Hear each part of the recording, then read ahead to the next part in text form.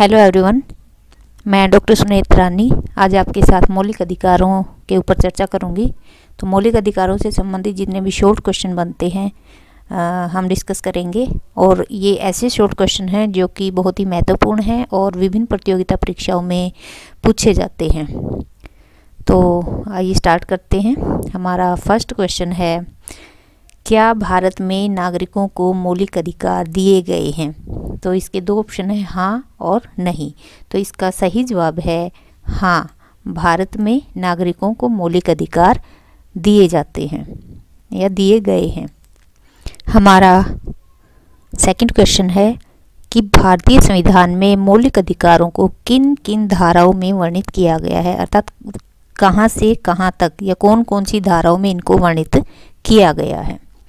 तो इसका सही जो इसके ऑप्शन हैं, धारा 10 से 32 तक इनको वर्णित किया गया है, धारा 12 से 35 तक इनको वर्णित किया गया है, धारा 35 से 48 तक भारतीय संविधान में इनको वर्णित किया गया है, या धारा 11 से 18 तक इनको वर्णित किया गया है। तो इसमें से सही जवाब हमारा है कि धारा 12 से 35 तक भारतीय संविधान में मौलिक अधिकारों का वर्णन मिलता है।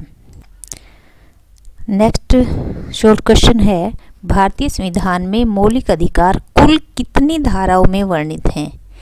तो इसके सही ऑप्शन, इसके जो ऑप्शन है वो है 20 धाराओं में, टोटल 22 धाराओं में, कुल 24 धाराओं में या कुल 28 धाराओं में। तो इसका सही जवाब है कुल 24 धाराओं में भारतीय संविधान में मौलिक अधिकारों का वर्णन मिलता है। हमारा अगला प्रश्न है, भारतीय मूल संविधान में नागरिकों को कुल कितने मौलिक अधिकार दिए गए थे? यह मूल संविधान का मतलब है जब भारत में शुरू में संविधान का निर्माण किया गया था। तो इसके ऑप्शन हैं 5 मौलिक अधिकार, 6 मौलिक अधिकार, 7 मौलिक अधिकार या 8 मौलिक अधिकार। तो इसका सही जवाब है कि भारतीय मूल संविधान में नागरिकों को कुल 7 मौलिक अधिकार दिए गए थे। अब हम चलते हैं अगले क्वेश्चन पे। वर्तमान में भारतीय नागरिकों को कितने मौलिक अधिकार प्राप्त हैं? तो हमने अभी डिस्कस किया कि मूल संविधान में 7 मौलिक अधिकार थे। तो क्या अब वर्तमान में नागरिकों के जो मौलिक अधिकार हैं उनमें बढ़ोतरी की गई है या उनको कम किया गया है या उनको कहीं और शिफ्ट कर दिया गया है? तो इसके ऑप्शन हैं 7 मौलिक अधिकार, 8 मौलिक अधिकार, 6 मौलिक अधिकार या 10 मौलिक अधिकार। तो इनमें से सही हमारा जवाब है वर्तमान में भारतीय नागरिकों को 6 मौलिक अधिकार प्राप्त हैं। अब हमारा सवाल है कि किस मौलिक अधिकार को भारत में मौलिक अधिकारों की सूची से हटा दिया गया? इसके ऑप्शन हैं शोषण के विरुद्ध अधिकार को, संपत्ति के विरुद्ध अधिकार को, छुआछूत से संबंधित अधिकार को या नौकरी के समान अवसरों का अधिकार। ये छुआछूत का अधिकार मतलब छुआछूत को समाप्त करने का अधिकार। ठीक है, छुआछूत को समाप्त करने का अधिकार है ये। तो क्या इसको अब हटा दिया गया है?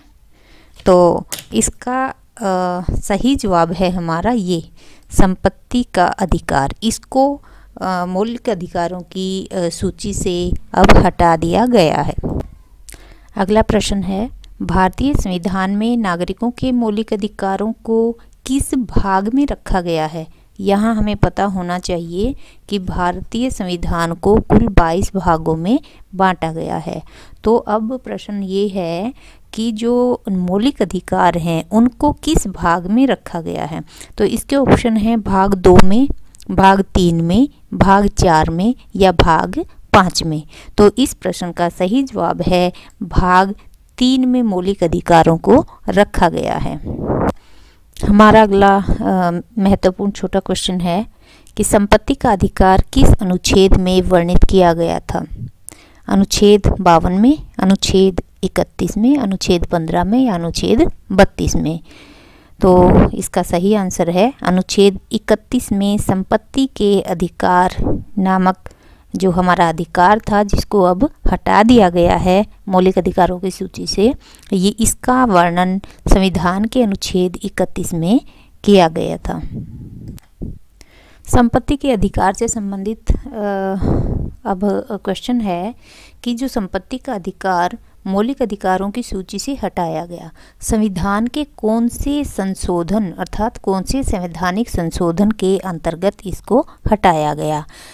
इसके ऑप्शन हैं 42वें संवैधानिक संशोधन के अंतर्गत, 44वें संवैधानिक संशोधन के अंतर्गत, 52वें संवैधानिक संशोधन के अंतर्गत या 73वें संवैधानिक संशोधन के अंतर्गत। तो इस प्रश्न का सही जवाब है 44वें संवैधानिक संशोधन के अंतर्गत संपत्ति के अधिकार को मौलिक अधिकारों की सूची से हटाया गया। आवर नेक्स्ट क्वेश्चन इज कि जो 44वां संवैधानिक संशोधन किया गया वो किस वर्ष पास किया गया। इसके ऑप्शन हैं वर्ष 1975 में, वर्ष 1972 में, वर्ष 1976 में या वर्ष 1978 में। तो इस प्रश्न का सही जवाब है वर्ष 1978 में 44वां संवैधानिक संशोधन पास किया गया था। और इस वीडियो का या इस भाग 1 का ये लास्ट क्वेश्चन है मौलिक अधिकारों से संबंधित। और हमारा ये क्वेश्चन है कि भारत में मौलिक अधिकारों का रक्षक कौन है, किसको मौलिक अधिकारों की रक्षा करने की जिम्मेदारी सौंपी गई है। तो इसमें हमारे ऑप्शन है नगर पालिका, कार्यपालिका, विधान पालिका या संसद। नगर पालिका ये न्यायपालिका है, न्यायपालिका, कार्यपालिका, विधान पालिका या संसद। तो इसका सही जवाब है न्यायपालिका को हमारे मौलिक अधिकारों का रक्षक बनाया गया है। हमारे संविधान का रक्षक भी न्यायपालिका को अर्थात जुडिशरी को बनाया गया है। तो ये आज के हमारे क्वेश्चन थे। अगर आपको मेरी वीडियो और ये क्वेश्चन अच्छे लगे हों, फ्रूटफुल लगे हों, तो मेरे चैनल को सब्सक्राइब कर देना, वीडियो को लाइक और शेयर ज़रूर कर देना और कमेंट्स करके ज़रूर बताना ताकि आगे भी इस तरह की वीडियो आपके लिए लाई जा सके। धन्यवाद।